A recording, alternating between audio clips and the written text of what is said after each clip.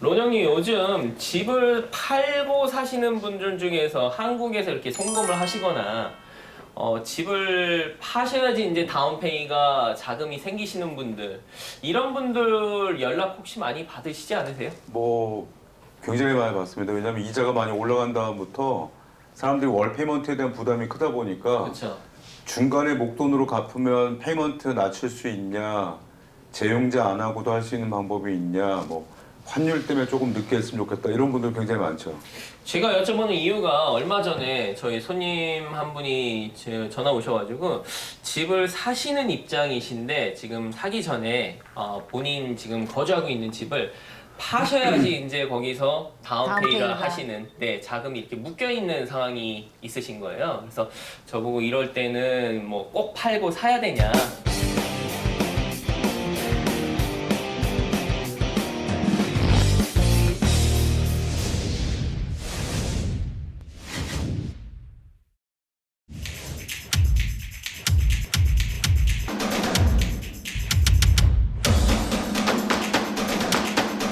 많은 분들이 꼭 이거를 뭐 집을 사시고 나중에 차후에 집을 본인 거주하신 집을 파셨을 경우에 재용자를 하시면서 먼틀리 페이먼트를 낮춰야 되는 거 아니냐 이렇게 많이들 궁금해 하세요. 하지만 그렇죠. 다른 방법이 또 있잖아요. 왜냐하면 이제 재용자라는 거는 본인이 받았던 이자보다 낮아지는 조건이 아닐 경우에는 탄저블 베네핏이 발생을 하지 못하면은 재용자를 할 수가 없게 돼 있어요, 사실은. 네. 물론 원금을 더 갚으면서 바꾸는 거는 법적으로 허용이 돼 있긴 한데 시나리오가 여러 가지가 있겠지만 어떤 사람들은 그냥 단순히 내가 돈을 더 넣고 재용자 같은 그런 과정을 거치지 않고도 월 페이먼트를 낮추길 원하는 분들이 있거든요. 그렇죠. 그러니까 리캐스팅이라는 건 말 그대로 낚시할 때 캐스팅한다고 그러잖아요. 낚싯대 네. 던지는 거. 그걸 다시 리캐스팅한다는 뜻인 건데 내가 처음에 빌렸던 원금으로부터 추가로 중간에 원금을 상환할 경우에 내려가는 밸런스대로 페이먼트를 다시 계산해주는 방법이 리캐스팅입니다. 많은 분들이 리캐스팅 자체를 모르시는 것 같아요. 그렇죠. 네, 모르는 그렇죠. 거죠. 리파이낸스 재융자는 이제 흔히들 다들 알고 계신데 리캐스팅은 또 이렇게 굳이 뭐 적극적으로 광고를 하지 않아서 왜냐면 뭐 융자하는 업체 입장에서 볼 때는 리파이낸스를 해야지 수입이 되는 거지 그쵸. 리캐스팅은 수입이 되는 게 아니니까 뭐 굳이 그거를 손님들한테 대대적으로 홍보한다거나 할 필요는 없으니까 이제 안 하는 분들도 있고 랜더마다 서비스하는 랜더마다 그 팔레스가 틀려요. 네. 그래서 리캐스팅 자체가 안 되는 곳들도 있기 때문에 내가 하고 있는 은행 모두가 다 한다고 생각하실 수는 없는 겁니다. 다시 한번 제가 여쭤보면 그 리캐스팅에 대한 정의를 한번 간략하게 조금 리파이낸싱이랑 큰 차이점이 뭐인지 한번. 그러니까 간단하게 리파이낸스라는 거는 융자 내가 갖고 있는 기존의 융자 자체를 완전히 새롭게 바꾸는 게 리파이낸스고 리캐스팅이라는 거는 처음에 모게지 페이먼트가 계산됐던 원금을 다시 조정한다라고 보시면 될 것 같아요. 그러니까 한국 분들이 이제 이해하시기 쉽게 조금 다시 설명을 드리면 원금을 일부 상환을 해서 네. 내 매달 나가는 돈을 이제 낮추는 그렇죠. 게 리캐스팅이고 왜냐하면 융자는 네. 원래 맨 처음에 빌리는 돈으로 이자가 계산되면 그걸로 30년이면 30년을 균일하게 나눠갖고 페이먼트를 하는 방식이에요. 매월 원금과 이자의 비율은 틀려지지만 그런데 중간에 내가 그냥 리캐스팅을 통하지 않고 10만 불을 갚으면 융자의 기간이 줄어드는 거지 월 페이먼트가 변동을 안 하거든요. 근데 의미 없이 그냥 중간에 10만 불을 갚았다. 그러면 뭐 페이먼트도 변동 없고 한 거를 뭐하러 미리 갚겠어요, 그죠? 리캐스팅이라는 거는 10만 불을 갚아서 원금이 30만 불로 내려가게 되면 내려간 금액대로 다시 페이먼트를 계산해주는 방식입니다. 원리금이 이제 그렇죠. 바뀌게 되는 줄어들겠네요. 그리고 이제 리파이낸스 같은 경우는 한국 말로 치면 재대출, 그렇죠, 재융자. 그렇죠, 재융자죠. 그러니까 새로운 대출을 일으켜서 기존 대출을 갚는 그렇죠, 거죠. 그렇죠. 그래서 그런 차이점이 있는 것 같아요. 저희가 이런 거를 좀 여쭤보는 이유가 아까 말씀드렸다시피 이제 요즘 같은 경우는 본인의 집을 팔고 거기서 이제 애꼬리가 많이 생기셨으니까 그 돈을 다운페이를 하셔야 된다라고만 이제 생각하시는 분이 있는데 이거를 저희가 대대적으로 이렇게 영상을 통해서 말씀드리고 싶은 게 꼭 그렇지만은 않고 방법이 이런 리캐스팅을 통해서 일단은 미니멈 다운페이먼트를 하시고 그 다음에 이제 새 집을 구입하신 다음에 그 집, 기존의 집을 파신 때 그렇죠. 이제 그거를 이제 원금 상환이 원금 맞죠? 상환. 네. 네, 원금 상- 일부 상환. 원금 일부 상환을 하심으로써 먼들리 페이먼트를 재조정할 수 있는 방법이 그렇죠. 있다. 그렇죠. 네. 해당 그렇게 사항 활용하시면 되는 좋을 것 경우가 여러 가지가 있을 수 있는 게 예를 들어서 아주 그냥 간단한 예를 들면 내가 CD를 갖고 있는데 만기가 한 4개월 남았는데 크루징은 지금 해야 돼요. 그럼 보통 CD를 만기 이전에 해약할 경우에는 2달치의 인트레스트를 페이먼트로 이제 빼게 돼 있어요. 네. 그러면 금액이 얼마인지 모르겠으나 이게 모게지 페이먼트를 더 내는 것보다는 조금 더 큰 금액이 될 거거든요. 그러니까 이런 분들 같은 경우는 지금 있는 돈을 우선 지금 크로징을 하고 CD 만기 때 받을 거 다 받아서 리퀘스팅을 신청하셔도 되는 거고 제일 해당 사항이 많은 분들은 한국에서 송금을 갖고 와서 다음 페이를 쓰셔야 되는 분들은 보내는 쪽도 문제가 있고요. 증여세 관계로 해서 이제 6월 달부터는 10만 불까지 보낼 수 있게 됐지만 이전에는 이제 5만 불 이상은 못 보냈었던 거였었으니까.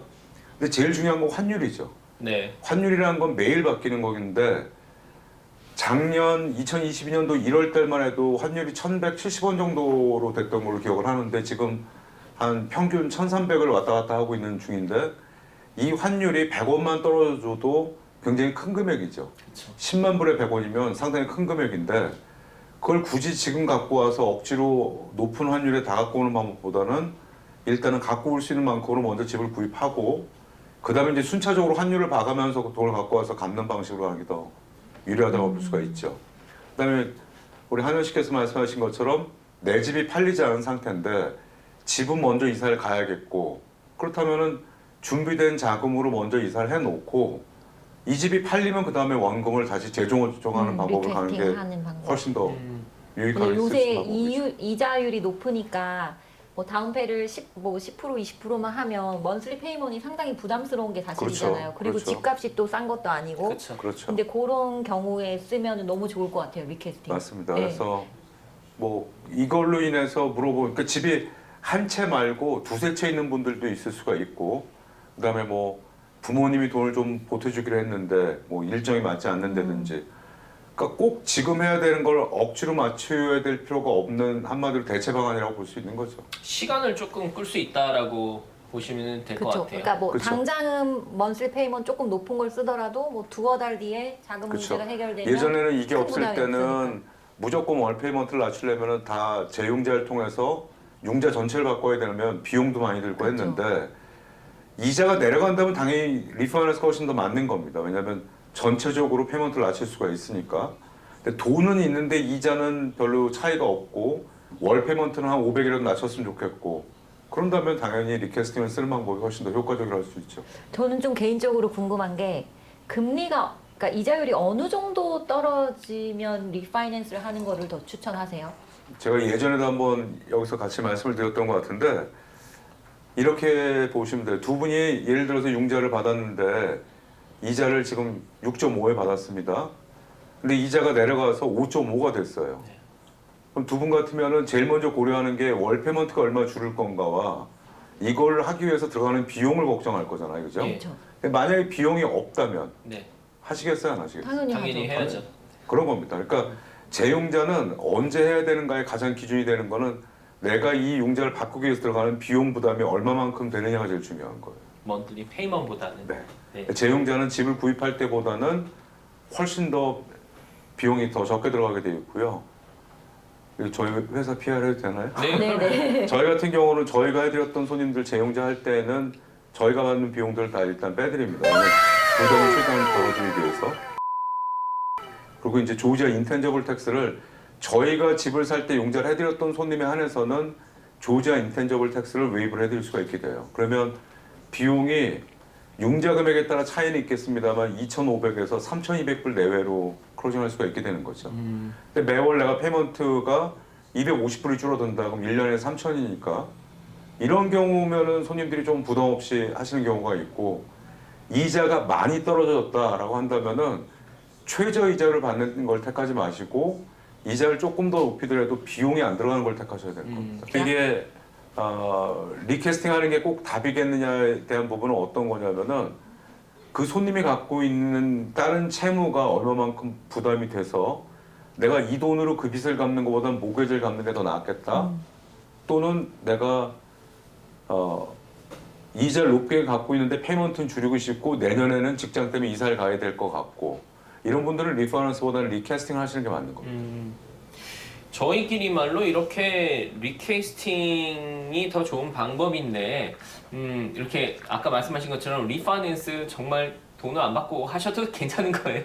근데 저희가 해드렸던 손님에 한해서는 그렇게 네. 합니다. 가능하신 거고요. 아니 예. 지금도 손님들한테 그런 말씀을 드려요. 그냥 위로차에서 얘기를 하는 게 아니고 예. 지금 높은 기간에 융자를 받으셨던 분들한테는 저희가 저의 들어가는 언더라이팅 피라는 거는 빼드릴 겁니다라는 얘기를 미리 다 해드리는 이유가 그렇게 부담을 좀 줄여서 가면은 2,500, 3,000불 정도입니다라고 하면 손님들이 집 살 때보다 훨씬 적은데요라고 얘기를 하잖아요. 그렇게 해야 그분들이 재융자를 받는 거에 진짜 실질적인 효과가 있게 되는 거고 이 모기지라는 건 이자가 떨어지게 되면 페이먼트가 줄긴 하지만 더 좋은 건 사실 이자로 가는 포션이 줄기 때문에 원금이 더 많이 갚아지게 됩니다. 그렇죠. 이렇게 론 형님도 뭔가 사회에 환원하는 이런 거를 캠페인을 이렇게 정신이 있으신 것 같은데 저희도 뭔가를 해야 될 것 같아요. 그러니까 뭔가 두 번째 집 사시면은 좀 더 그쵸. 큰 격려 박수를 드린다든지 뭔가 프로모션을 해야 될 것 같아요. 네. 저희도 차별화를 해야 될 것 같아요. 그래서 손님께서 꼭 필요하신 거, 뭐 네. 렌트로 놓으실 적에 뭔가를 더 해드린다든지 네네. 뭔가 좀 구상을 해봐야 될 것 같은데 네. 이런 좋은 방법이 있는데도 불구하고 많이 걱정을 하시느라고 이렇게 선뜻 새 집을 구입하시는 거를 망설이시는 분들이 많으신 것 같아요. 근데 아까 말씀하신 것처럼 은행에서 다 이게 승인을 해주는 게 아니기 때문에 그렇죠. 이거는 그럼 융자 하실 적에 미리 알아봐야 되는 부분인가요? 그렇죠. 이게 가능한 게 맞는지에 대해서 먼저 확인해 보시는 게 필요하고요. 그다음에 뭐 횟수에 대한 제한이나 이런 건 사실은 없게 돼 있는데 이 서비싱하고 있는 랜더 입장에서도 그냥 손님이 페이오프를 하는 것보다는 그래도 융자가 갖고 있어주는 게 나은 거거든요. 이자 네. 수입이 들어오는 거기 때문에. 근데 모든 데들이 다 해주지는 않는 건 확실합니다. 오케이. 이게 작은 금액으로 다시 그 일부 상환 많이 어려워. 상환. 일부 상환 네. 좀 짧습니다. 혀가 그래서 일부 상환을 함으로써 이 원금을 재조정하는 거죠. 이게 그러니까 먼틀리 페이먼트. 그렇죠. 월 네. 페이먼트를 그러니까 뭐 금액이 얼마가 됐든 간에 뭐 차이는 뭐 하겠지만 예를 들어서 한국의 송금이 일시적으로 큰 돈이 들어오는 것 자체가 좀 위험은 해요. 네. 미국에서보다는 보내는 한국에서 송금을 하시는 분들한테 증여세가 부과될 가능성이 높거든요. 그러니까 1년에 10만 불씩이니까 꼭 굳이 그거를 한 번에 20만을 증여세까지 내가면서 갖고 와야 될 일은 아니라고 봐요, 저는. 그렇죠. 지금 저희가 촬영하고 있는 기간이 6월 달입니다. 네. 벌써 1년의 반이 지났기 때문에 1년 캘린더 이어로 카운트가 되기 그렇죠. 때문에 1월 1일에 6개월만 또 참으면 보내실 수 있는 거죠. 네. 네. 특히 뭐 11월, 12월에 한국에서 돈 갖고 와서 그 다음에 할 분은 굳이 그거를 한꺼번에 다 갖고 할 필요가 온다는 없죠. 생각보다는 먼저 크로징 해놓고 한두 달 기다렸다가 그쵸, 돈 그쵸. 나머지 갖고 오고 하는 방식으로 가는 게 훨씬 더 편할 걸로. 저도 12월에 돈 보내고 1월 1일 날 보낸 적 있어요. 돈이 많으신가 봐요. 한도에 맞춰서 돈이 많은 건 아닌데 네. 12월 말 20 며칠쯤에 한번 송금하고 1월 1일 날 이제 송금하니까 1월 1일자로 그 한도가 다시 살아나더라고요. 그렇죠. 네. 네. 그런 분 같은 경우 특히 이렇게 목돈을 일부 상환을 하시면서 먼틀리 페이먼은 리퀘스트를 통해서 적은 비용으로 이렇게 줄이시는 방법이 있으시니까 굳이 꼭 이렇게 말씀하신 대로 이렇게 증여세를 높게 내시면서까지 또 피를 줄이실 수 있는 방법 중에 하나니까 이런 것도 한번 염려를 하셨다가 집을 팔고 사시는 상황. 너무 이런 좋은 분들. 팁인 것 같아요. 네. 네, 알려주지 않잖아요. 이게 사실 그러니까 적은 은행에서는- 다운페이로 일단 집을 사서 금리가 높지만 몇 달 안에 얼마든지 중간에 원금 그렇죠. 갚아서 하다 보면 낮추고. 상황이 너무 많은 게요. 뭐 네. 부모님 댁하고 합치려고 하는데 그렇죠. 부모님 집은 아직 안 팔리고 있고 우리는 요즘 집 잡기 힘드니까 네. 빨리빨리 결정을 해줘야 셀러들하고도 일이 되니까. 맞아요. 이제 그런 면에서 본다면 꼭 지금 크로징하는 이 순간으로 모든 게 끝나는 게 아니다라는 하나의 좀 팁이라고 할 수 있죠. 그러니까 네. 되게 좋은 네. 꿀팁 같아요. 네. 리캐스팅이라는 네. 거는 융자를 페이먼트를 최소 2번을 먼저 해야 됩니다. 그러니까 네. 크로징하고 그 다음 날 10만 불 넣을게요는 안 돼요. 왜냐하면 네. 페이먼트 셋업이 아직 안 됐으니까 first, second payment를 먼저 내고 두 번째 내고 난 다음에는 내가 통장에 돈이 있다라는 거 스테이먼트를 이제 제공을 하게 돼 있어요. 그러면 얼마만큼 할 건지에 대한 어플리케이션을 주면 거기다 적어서 페이먼트를 보내면 그게 원금에서만 깎이게 돼 있고 어그리먼트가 다시 오게 돼 있죠. 네. 내려간 금액대로 이제부터 월 페이먼트는 얼마입니다라고. 딱 한 가지 기억하셔야 되는 거는 6개월 이내에는 처음 빌렸던 원금으로부터 30% 이상을 못 갚게 돼 있습니다. 예를 들어서 내가 50만 불을 빌렸으면 15만 불 이상을 6개월 이내는 못 갚아요. 네. 그것도 근데 그럼 6개월, 6개월 지나고는 이후 이렇게 상관없습니다. 플랜해서 또 그렇게 하셔도 괜찮죠. 될 것 같아요. 뭐 네. 6개월 정도는 크게 부담스럽지는 않을 수 맞습니다. 있으니. 또 소유 씨처럼 이렇게 돈 많으신 분들 같은 저 경우는 없어요. 갚으실 이런 게 많으니까 아이, 돈이. 돈 많다고 또 이 집 없어요. 근처에 저 도둑 진짜. 뚫리고 저희 이거 촬영하시면서 도둑 많이 이렇게 어느 아니 집 먼저 도둑도 우리 집에는 안 제 들어오더라고요. 론형 테이크 먼저 가져갈 거 갔다가 없어요. 저희 집만 이렇게 뭐 평민입니다. 구글 찍어주면 다 옵니다. 어쨌든 오늘 이렇게 저희가 상황에 맞게끔 이런 리캐스팅이라는 옵션도 있다는 거를 영상을 통해서 알려드리고 약간 싶어가지고 상황에 맞는 상환. 굉장히 또 어려운데 이게 지금 좀 생각났어요. 상황에 맞는 상환. 네, 상황에 맞는 네, 상환. 저도 오늘 은행 분들하고 좀 얘기를 했었는데 지금이 아마 CD 금리로서는 최고치로 보고 있어요. 아, 이게 그렇죠. 이거보다 더 올릴 수는 없는 상황인 거고 사실은. 근데 이제 지금 은행들 입장에서는 예금을 많이 확보해야 되는 입장이 필요한 게 은행들이 이제 몇 개 망하고 난 다음부터 이제 중소 은행들 쪽에도 좀 규제가 될 준비를, 가능성이 네. 높아지기도 하다 보니까 예금 예치된 돈을 갖고 레버리지를 통해서 중앙은행으로부터 돈을 빌려 갖고 오는 건데 금리는 더 올려주는 거는 어려울 것 같다라고 나오는 걸 봐서는 이제부터는 아마 지금 CD가 최고점이 아닌가 이렇게 보이긴 합니다. 그래서 그런 걸 비교하셔서 어떤 분들은 이 큰 돈을 집 갚는 데 쓰지 않고 CD에 넣는 게 더 이익 아닌가요? 제 개인적인 의견은 당연히 은행에 넣어놓는 게 사실은 더 좋은 겁니다. 네. 왜냐면 은행에서 붙은 이자에 이자가 또 붙게 되고 복리로 컴파운드로 가는 방식이기 때문에 매월에 생활하는 거에 대한 거 페이먼트만 하실 수 있다면은 은행에서 불릴 만큼 불린 다음에 리캐스팅을 하시는 것도 괜찮은 겁니다. CD 만기 차후에. 되면 이렇게. 맞습니다. 네. 잘 들으셨죠, 부자 소율 씨? 네. CD도 부자는 원래 돈을 쉬지 않는 데입니다. 해야겠네요. 네, 금리랑 크게 상관 없으시니까. 왜 상관이 없어요? 저는 되게 민감합니다. 네, 100불에 목숨 걸어요. 제가 이렇게 또 상황에 맞게끔 또 이런 옵션이 있다는 걸 영상을 통해서 한번 이렇게 찍어봤고요. 또 네. 나중에 또 너무 좋은 것 같아요. 네, 네. 좋은 영상으로 좋은 내용으로 또 한번 준비를 해보도록 하겠습니다. 지금까지 애틀란타 부동산 대통령 한현이었습니다. 성공의 다른 이름 이소율 부동산이었습니다. 론영이었습니다. 감사합니다. 감사합니다.